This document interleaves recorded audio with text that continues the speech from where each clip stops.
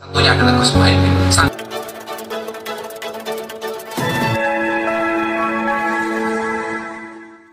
Assalamualaikum warahmatullahi taala wabarakatuh. Salam sejahtera untuk kalian semuanya. Salam perubahan. Semoga Allah Subhanahu wa taala memberikan kesehatan, memberikan kebahagiaan, memberikan rezeki yang berlimpah untuk kalian semuanya, para pendukung, pecinta, simpatisan dan relawan pasangan Amin, pasangan Anies Baswedan dan Gus Muhaimin Iskandar. Oke, sobat sewot yang dirahmati Allah Subhanahu wa taala, alhamdulillah ya. Hari ini saya akan menyampaikan informasi yang sangat penting terkait capres-cawapres kesayangan kita semuanya, Mas Anies Baswedan dan Gus Muhaimin Iskandar ya. Izinkan official sewot ingin menyampaikan informasi kampanye akbar ya, pasangan Amin yang akan dilaksanakan di Kabupaten Sumeneb, Madura, Jawa Timur ya. Nah, berikut ini informasi selengkapnya, mohon disimak baik-baik, khususnya teman-teman sobat sewot yang ada di Madura, di Jawa Timur, dan juga teman-teman yang ada di sekitaran Kabupaten Sumeneb, misalnya Kabupaten Pamekasan, Kabupaten Bangkalan dan Sampang. Barangkali nanti akan ikut memeriahkan ya kampanye akbar yang akan dilaksanakan di Kabupaten Sumeneb, Madura, Jawa Timur.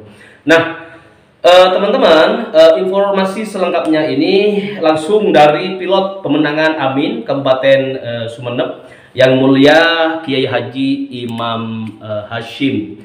Oke, kita simak sebentar, nanti kita akan sampaikan hasil survei yang mengejutkan publik.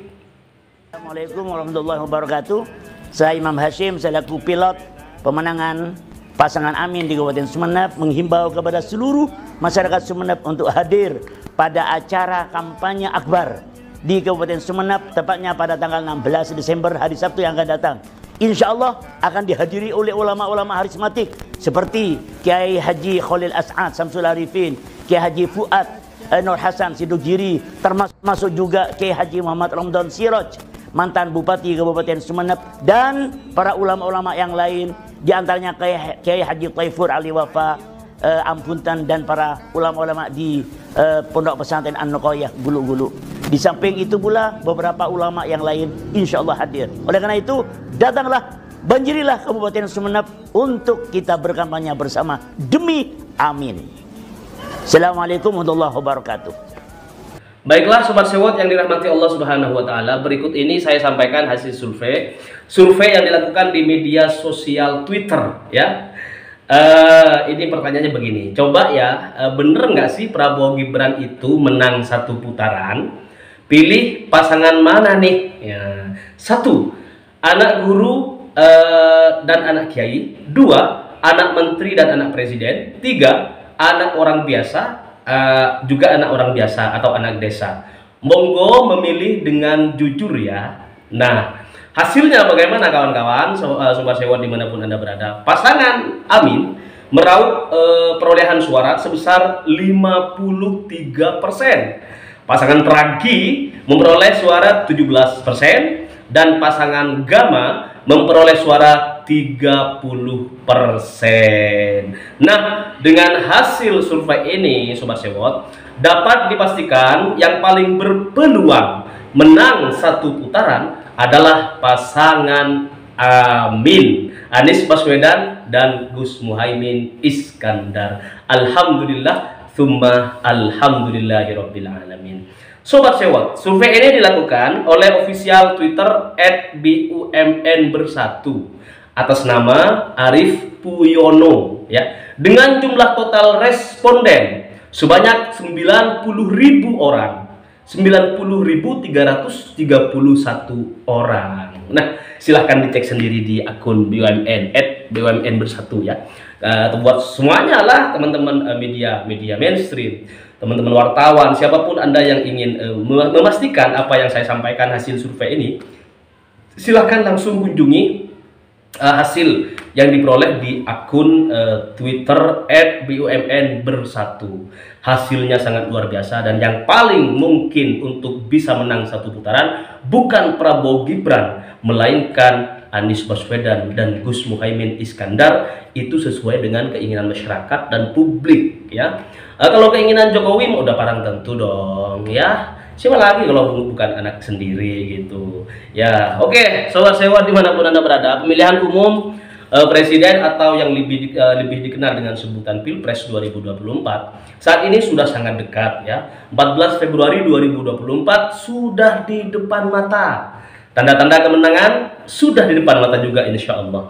Kurang dari 3 bulan lagi kita akan memilih atau memiliki presiden baru ya. Semoga Allah Subhanahu wa taala, semoga doa-doa kita, doa seluruh rakyat Indonesia yang menginginkan perubahan Indonesia yang adil sejahtera dikabulkan oleh Allah Subhanahu wa taala. Amin amin ya rabbal alamin. Dan diberikan presiden dan wakil presiden yang tepat, yaitu Anies Baswedan dan Gus Muhaimin Iskandar. Tentu sobat sewot ya, melalui proses pemilu yang jurdil dan demokrasi yang bermartabat. Bismillah, kita aminkan Indonesia 100% untuk seluruh komponen bangsa. Salam perubahan dan pastikan pasangan Amin menang 1 putaran. Amin amin insya Allah, amin amin semuanya, amin ya. Oke sobat sewot, sekarang pertanyaan yang paling mendasar adalah pemilu 2024 itu untuk siapa ya. Kemudian debat capres cawapres nanti malam nih juga untuk siapa gitu kan. Oke, kita rinci satu-satu. Pertama itu adalah untuk golongan Gen X, generasi X ya. Ini usianya di atas 50 tahun. Efek dari hasil pemilu, efek debat capres ya, ini untuk diri sendiri juga jauh daripada itu ya, juga untuk masa depan anak dan cucu. Itu kalau Gen X ya sobat sewot, usia di atas 50 tahun. Yang kedua ada Gen Y yang usianya antara 30 tahun sampai 49 tahun. Efek hasil pemilu ini lebih dititik beratkan kepada diri sendiri dan anak-anak mereka. Itu ya. Kemudian yang terakhir golongan Gen Z ya, Gen Z ya, atau yang kita sebut hari ini dengan kalimat milenial, dengan kata golongan milenial usia muda ya, antara 17 tahun hingga 29 tahun. Nah, efek hasil pemilu itu lebih dominan akan dirasakan oleh diri mereka sendiri secara langsung, karena mereka Gen Z ini lebih kepada hari ini menjadi pelaku sejarah dan juga pengisi ruang kemerdekaan Republik Indonesia. Lalu apa yang sebenarnya menjadi pertimbangan mereka ya dalam menentukan pilihan pasca debat capres digelar oleh KPU? Satu, bahan pokok serba mahal, itu yang menjadi pertimbangan mereka. Yang kedua, biaya pendidikan begitu mahal, biaya produksi pertanian mahal, tapi petani belum makmur gitu, meskipun biaya produksi pertanian mahal, pupuk segala macam, benih-benih juga pada mahal gitu. Sedangkan ketika ditanam hasilnya nggak seberapa, bahkan kadang-kadang nggak nyampe ke biaya yang dikeluarkan sebelum panen gitu kan, waktu menanam gitu. Nah, kemudian yang berikutnya adalah biaya produksi peternakan, itu juga mahal, tetapi para peternak belum makmur sampai hari ini. Kemudian yang berikutnya adalah biaya nelayan mahal, tapi para nelayan belum makmur juga, yang sering ke laut para nelayan kita gitu. Nah, kemudian faktornya juga lapangan kerja sedikit ya, tapi peminatnya itu luar biasa banyak, jadi nggak muat tuh lapangannya, lapangan pekerjaan nggak ada gitu kan. Itu yang menjadi pertimbangan 3 generasi, wabil khusus generasi Gen Z, generasi milenial, kaum muda yang hari ini juga akan menjadi penentu siapakah presiden yang akan terpilih di pesta demokrasi pemilu 2024 yang akan datang. Nah, sobat sewot, lebih dalam lagi adalah persoalan penegakan hukum, ketimpangan sosial, masalah KKN, misalnya korupsi, kolusi, dan juga nepotisme. Selanjutnya, semoga harapan kita semuanya ya, para pemilih cerdas dalam memilih, dalam memakai akal sehat ya, dalam menentukan pilihan. Pilih pemimpin yang akan berdampak pada kehidupan kita semuanya secara langsung pertama ya, kemudian baru berpikir bagaimana untuk bangsa dan negara. Sesimpel ini, nggak usah berat-berat mikirnya ya. Terkhusus buat generasi Z, milenial yang lebih labil dalam urusan emosional, saatnya kesampingkan memilih capres hanya karena berdasarkan perasaan.